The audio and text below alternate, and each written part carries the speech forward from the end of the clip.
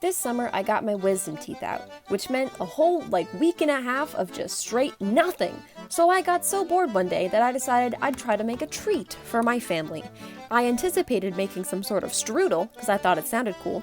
After finding out what strudel was, I quickly scrapped that idea and decided to make some sort of bread. Not that I've ever made bread before, but I thought it might be easier than strudel. After stumbling upon a website that had 49 different types of bread, I finally decided on basic homemade bread. It needed yeast, water, sugar, salt, canola oil, and flour, though I did not have canola oil or yeast, so I used vegetable oil and baking powder. So I washed my hands and got straight to work.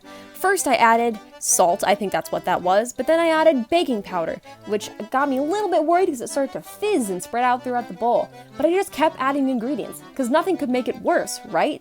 Well, that was a wrong assumption, because the more I stirred, the more horrendous it started to look, and the less I wanted to continue making it. Oh, but then I had to add oil. If you ever want to ruin something for me, it's just adding oil. Oil, I don't like it. It gives me the heebie-jeebies and it ruins things. But then I thought, hey, to counteract the oil, let's just add more flour. So that's what I did. And it started to become a little bit more dough-like, but like soup dough. And then I got this. I'm not proud of it. It's like I was playing with straight oatmeal. Now don't get me wrong, I do love oats, but playing with counter oatmeal? Maybe not so much. So I put my quote-unquote dough in a loaf pan and put it in the oven and let it bake. This is what came out. It kind of looked like bread, kind of smelled like bread, but it sounded like this.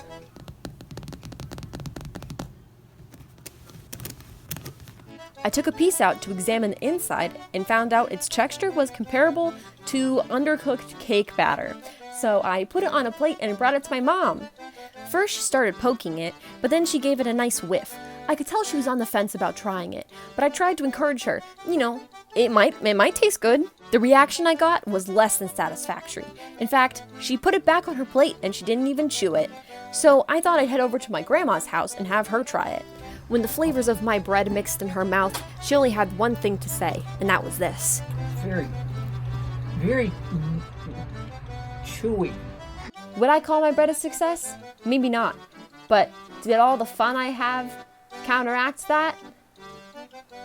No. My mouth hurt.